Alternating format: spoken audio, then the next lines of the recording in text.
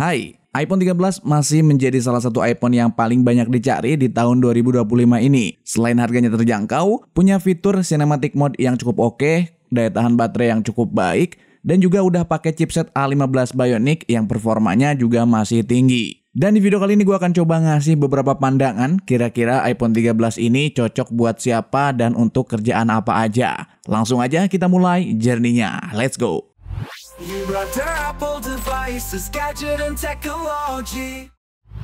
Kalau kita ngelihat harga ofisialnya, sekarang harganya di 8 jutaan. Bahkan kalau kita memanfaatkan voucher di e-commerce, bisa dapat cuman di 7 jutaan doang. Nah, pertanyaannya adalah siapa yang cocok pakai iPhone 13 atau milih iPhone 13 di tahun 2025 ini?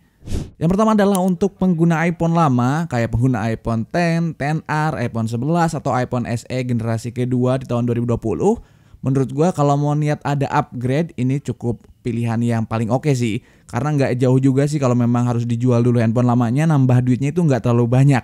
Karena harganya di kisaran 7-8 jutaan dan dapat baru garansi resmi pula. iPhone 13 pakai chipset A15 Bionic yang di tahun 2025 ini untuk kebutuhan harian masih terbilang cukup cepat dan nyaman untuk penggunaan sehari-hari. Dan bahkan untuk gaming-gaming berat pun masih bisa dilibas.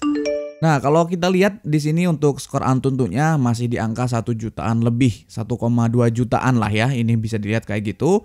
Dengan hasil Antutu kayak gini tuh menurut gua segala kebutuhan untuk daily itu udah sangat cukup banget. Untuk iPhone 13 menurut gua relatively masih punya daya tahan yang cukup baik dengan screen on time bisa kurang lebih sampai 6 jaman sih dalam kondisi baterai health-nya masih bagus ya, masih di atas 80-90%. Tentu dengan skenario pemakaian harian yang normal. Kalau main game berat atau mungkin intens buat editing video atau rekam video pasti lebih boros. Jadi jika dibanding dengan iPhone seri lama kayak iPhone 11 atau iPhone SE yang bahkan lebih kecil baterainya, atau bahkan sama iPhone 12 sekalipun, ini ada peningkatan yang cukup signifikan dan lebih baik.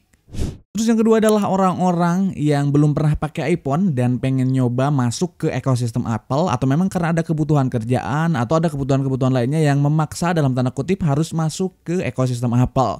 Menurut gua ini adalah pilihan yang paling rasional, paling oke, paling mantep karena harganya terjangkau dan kualitasnya masih sangat bisa diandalkan banget. Mulai dari main game pastinya udah bisa, untuk editing berat juga gas aja, apalagi hanya untuk kebutuhan-kebutuhan ringan kayak foto-foto, rekam video, atau bahkan cuman main sosmed doang udah pasti jos banget. iPhone 13 yang dirilis dengan iOS 15 di tahun 2021 paling nggak akan kebagian sampai iOS 20. Dan bisa lebih panjang, bisa juga dapat iOS 21 nanti di tahun 2027. Tapi yang lebih kerennya lagi, biarpun nanti tidak dapat update mayor iOS-nya, akan tetap dikasih update security patch. Misalnya aja iPhone 7 kemarin-kemarin masih ada update untuk security patch-nya, padahal itu rilis dari tahun 2016.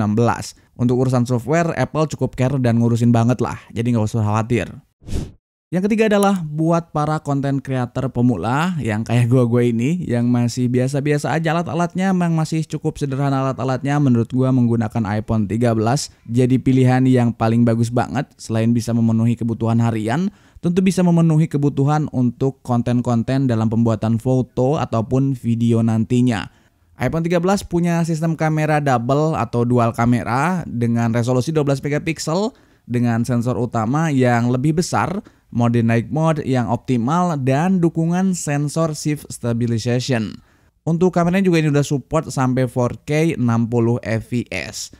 Begitu juga di kamera selfie-nya punya resolusi 12 megapiksel yang udah support HDR dan juga support perekaman sampai 4K 60 fps. Plus punya Zero Edge juga. Ini udah mantap banget sih untuk semua videonya. Di perekaman videonya juga udah support fitur yang namanya Cinematic Mode. Jadi bisa menghasilkan gambar yang lebih estetik dengan bokeh yang keren banget. Jadi bikin video itu kerasa lebih profesional aja. Untuk urusan foto dan video, iPhone itu nggak perlu dikhawatirkan lah. Apalagi iPhone yang relatif masih muda kayak gini. Nah, overall kalau boleh gua rangkum, iPhone 13 itu masih sangat layak untuk dibeli jika kita cari iPhone dengan harga yang lebih terjangkau tapi masih memiliki performance, kamera, dan daya tahan yang baik. Dengan ngeluarin duit sekitar 7-8 jutaan, menurut gua segala macam kebutuhan udah bisa dihandle dengan iPhone ini. Jadi nggak perlu beli iPhone yang lebih mahal atau yang lebih baru. Tapi kalau memang duitnya nggak terbatas, duitnya banyak ya, bebas-bebas aja pilih yang terbaru, yang terbaik pastinya. So, pada akhirnya kita beli alat apapun, pada ujungnya adalah kita harus mengedepankan fungsi daripada hal-hal yang lainnya. Mudah-mudahan bermanfaat. See you in next video. Bye-bye.